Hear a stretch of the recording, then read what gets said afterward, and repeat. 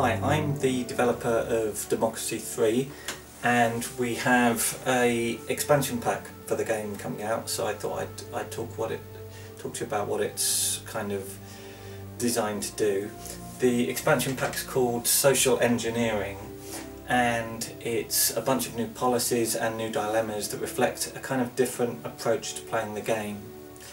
Now, the basic game Democracy 3, most of the policies in there are kind of like hard policies, in that they're the kind of thing that the governments do in a very obvious way, like raise taxes or change the level of government spending on education and stuff like that.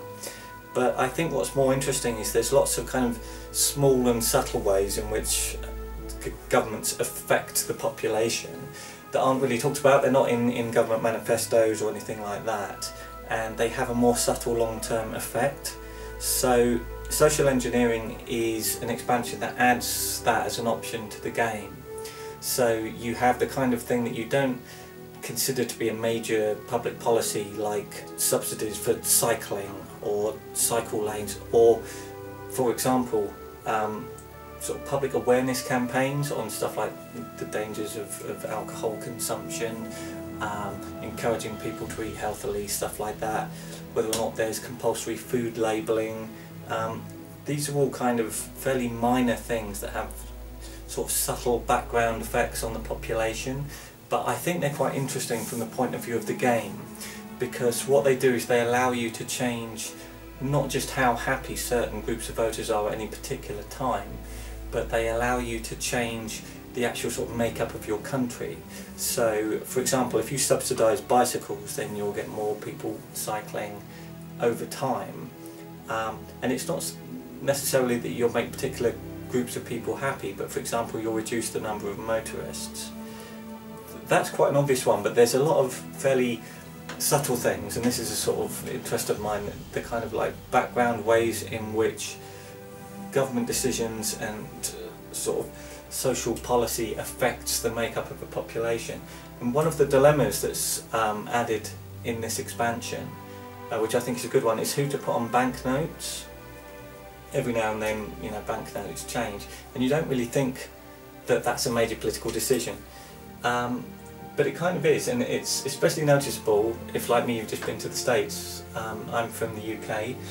If you look at a British, this is a £10 note, first of all, on the front we have the Queen, which is kind of a statement, really. You know, we actually have the Queen on all of our stamps and banknotes and coins, and if you're British you take it for granted, but it's a kind of re-establishment of the monarchy and belief in the monarchy and permanence of the monarchy, which is of course a political statement. And on the other side of this one we have Charles Darwin, which again we don't think about much at all, but there's probably certain states, I don't know, maybe Texas or Florida or wherever, where that might not be very popular.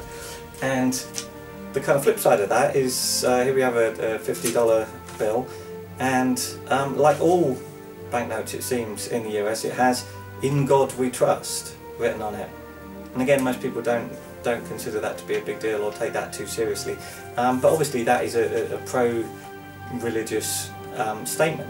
So when you make a decision in government as to, you know, who you put on your banknote, that's an actual decision that is going to shape society in a very subtle background way.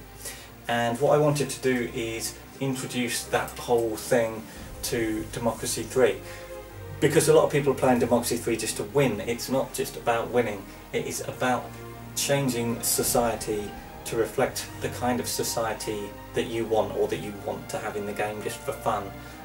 So whether or not you can like change France to be a sort of pro-capitalism, extreme economically right-wing country, that would be a challenge. You know, can you convert the United States to be a sort of socialist, communist utopia, as it were?